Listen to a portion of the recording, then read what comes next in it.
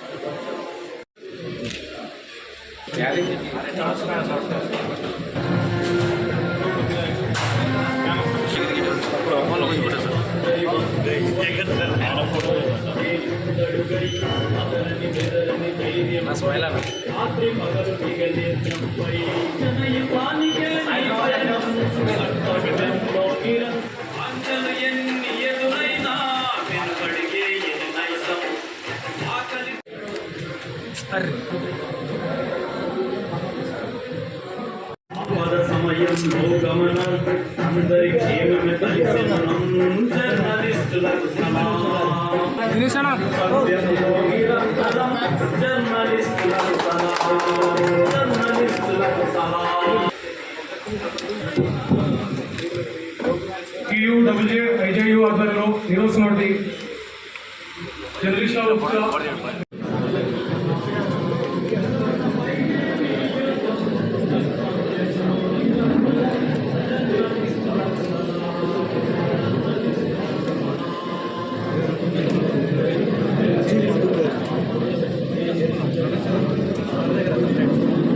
మన ఏన్షియంట్ టైంలో మన యాన్సెస్టర్స్ వాళ్ళు నడిచేవారు 10,000, 20,000, 30,000 అడుగులు కూడా నడిచేవారు. కానీ మనం ఇప్పుడు మన జాబ్ వల్ల, మనకున్న మోడర్న్ సొసైటీలో ఉన్న వసతుల వల్ల మనం ఒక చైర్కే పరిమితం అవుతాం. నేను కూడా వాస్తవం నా ఫోన్లో చూసి రోజు 8 అడుగులు నడిచాను. నేను ఇంకా ఫీల్డ్కి వెళ్ళి తిరిగినప్పుడు కూడా 3,000, 4,000 అడుగులు అయితే మీరు కూడా చూసుకోండి. ఆల్మోస్ట్ ఎవ్రీ ఫోన్లో ఇప్పుడు ఉంది కిలోమీటర్ అని, స్టెపోమీటర్ అని, చాలా యాప్స్ ఉన్నాయి. దాంట్లో కూడా మీరు అందరూ డౌన్లోడ్ చేసుకొని ఈ ఒక్క చిన్న మనం అడుగు దీని తరపున వేస్తే మనం చాలా సొసైటీలో చాలా మంచి ఆరోగ్యంగా ఉంటాము. మరొకసారి మధు గారికి, మీ టీం అందరికీ, యూనియన్కి ఇంత మంచి కార్యక్రమాన్ని మమ్మల్ని ఆహ్వానించినందుకు.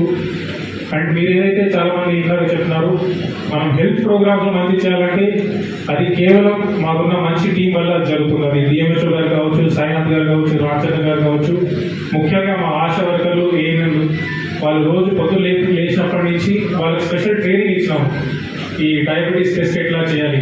ఇప్పుడు వాళ్ళందరూ డయాబెటీస్ టెస్ట్ చేయడానికి చాలా ముందస్తుగా వాళ్ళు ఎంతూజియాజం కూడా చూపిస్తున్నారు అండ్ అందరికీ మంచిగా చేస్తున్నారు. ఇందాక మహమ్మదాబాద్లో వెళ్తే ఆల్మోస్ట్ 1000 మందికి టెస్టులు చేసి ఒక 26 మందికి కొత్త డయాబెటిక్ కేసెస్ వచ్చిన వాళ్ళు తెలిసింది. 1000 మందిలో 26 మందికి కొత్తగా షుగర్ ఉన్నట్టు. మహమ్మదాబాద్ ఒక పెద్ద సిటీ లాగా కూడా కాదు, ఒక విలేజ్లో 26 కేసులు పాజిటివ్ వచ్చినాయంటే అది చాలా పెద్ద విషయం. వాళ్ళకి మళ్ళీ హెల్త్ ఓరియంటెడ్ ట్రైనింగ్ ఇవ్వడం, తర్వాత వాళ్ళకి మందులు ఇవ్వడం, ఇదన్నిటికీ మన ఆశా వర్కర్స్ ఏమైనా తోడ్పడుతున్నారు కాబట్టి మనం ఇంత మంచి ఆరోగ్య సేవలు ఇవ్వగలుగుతున్నాం. వాళ్ళకు కూడా చాలా చాలా ధన్యవాదాలు తెలియజేస్తున్నాం. మరొకసారి 1 గంట ఎక్సర్సైజ్ చేస్తారంటే చాలా మంది చేయరు. సో జీవితంలో ఇట్లాంటి చిన్న చిన్న స్టెప్స్, ఈజీ స్టెప్స్ చాలా డిఫికల్ట్ ఉంటాయి. మనం అవి కనుక చేస్తే ఖచ్చితంగా మన కోసం, మన కుటుంబం కోసం మనం వాళ్ళకి తోడు ఉండగలుగుతాము. బికాస్ హెల్త్ రీజన్స్ వల్ల ఎవరైనా చనిపోతే చాలా చాలా బాధాకరమైన విషయం. ఇందాక కూడా చెప్తున్నారు మన మిత్రులు, నమస్తే తెలంగాణలో పనిచేసి. ఇవన్నీ అవాయిడబుల్ డిసీజెస్, డయాబెటీస్ కావచ్చు, క్యాన్సర్ కావచ్చు, అవాయిడబుల్ అండ్ క్యూరబుల్ అవసరం. క్యూర్ కూడా ఉంది, అవాయిడ్ కూడా చేయొచ్చు. ఇప్పుడు మెల్లమెల్లగా మనం మెడిసిన్ పరంగా కాకుండా ప్రివెన్షన్ పరంగా మనం ఎక్కువ ఆలోచించి అసలు మనకి రాకూడదని ఎట్లా చేయాలని మనం ప్రయత్నించాలి. సో దాని పట్ల మీరు కూడా అందరూ నేను చెప్పిన మాటలు ఒకసారి గుర్తు చేసుకుంటారని కోరుతూ మీ కుటుంబ సభ్యులకు కూడా తెలియజేయండి. సింపుల్గా మనం ఇచ్చే వాల్యూ 100 కోట్ల కంటే చాలా ఎక్కువ, అది మీరందరూ గుర్తిస్తారు. కానీ అయినా మనం మన డైలీ ప్రాక్టీసెస్లో మనం తినే ఫుడ్లో కానీ మనం చేసే ఎక్సర్సైజ్లో కానీ ఆ ప్రాధాన్యత మనం గుర్తిస్తాం.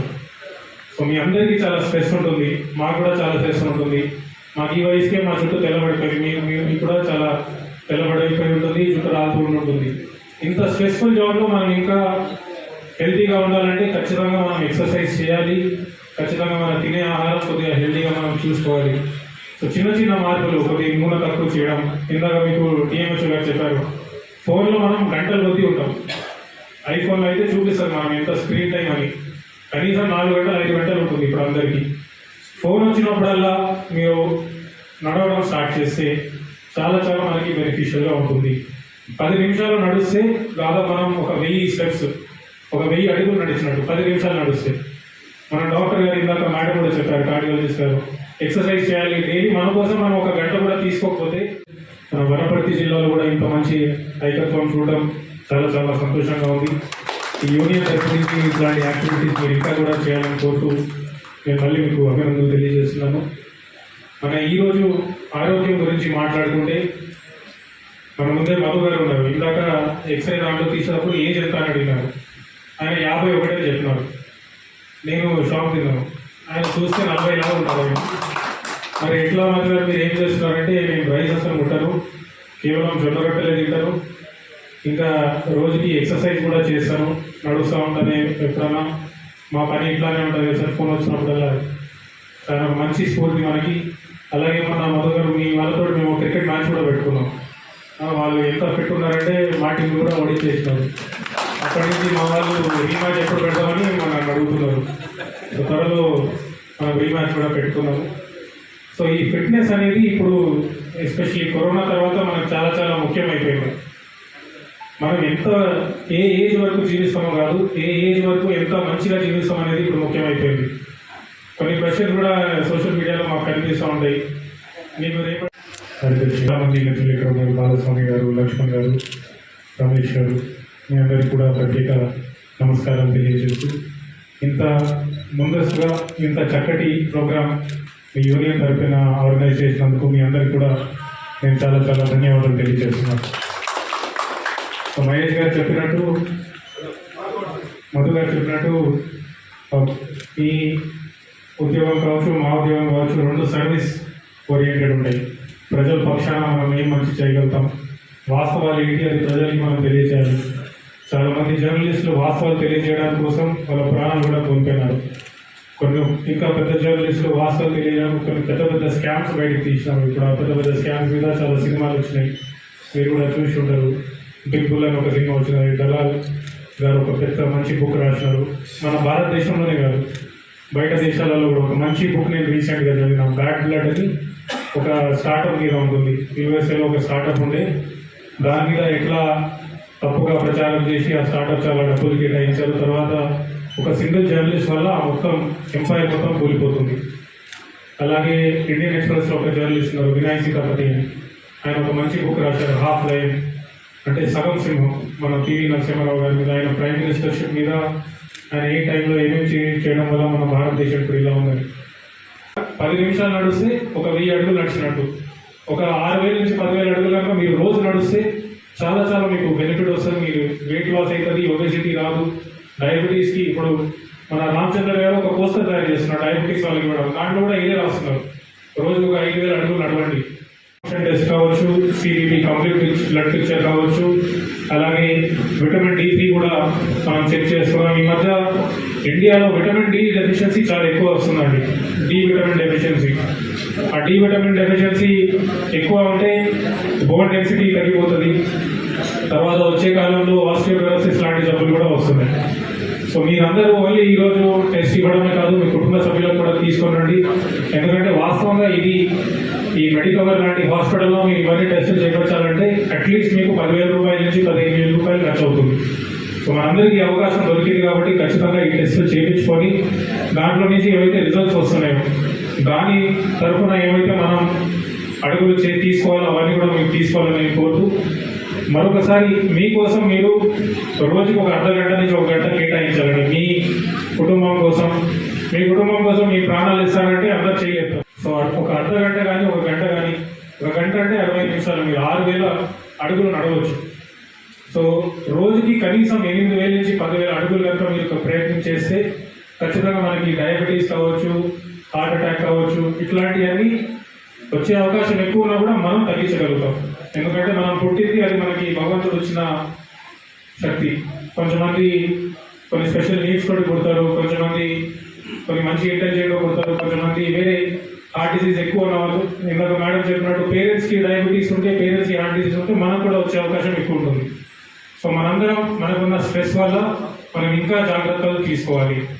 అండ్ ఈ జాగ్రత్తలు తీసుకుంటూ ఎర్లీ డిటెక్షన్, అంటే ఏ జబ్బన్నా ఎంత త్వరగా మనకి తేలితే అంత మంచిది. అది క్యాన్సర్ కావచ్చు, డయాబెటీస్ కావచ్చు, టీబీ కావచ్చు, ఎంత త్వరగా మనకు వస్తే అది లేటెస్ట్ స్టేజెస్లో మనకి ఈజీగా సాల్వ్ అయిపోతుంది. సో ఈరోజు పరీక్షలలో నేను అందుకే డిఎంహెచ్ఓ గారికి మీకు కొన్ని బ్లడ్ టెస్ట్ కూడా చేయించమని రిక్వెస్ట్ చేశారు. డిఎంహెచ్ఓ అంటే ఓకే అంటారు, కానీ నువ్వు లేచినప్పుడు నీకు ఈ జబ్బు వచ్చేస్తుంది, నీకు క్యాన్సర్ ఉంటుంది, అప్పుడు వద్దు నాకు వద్దు.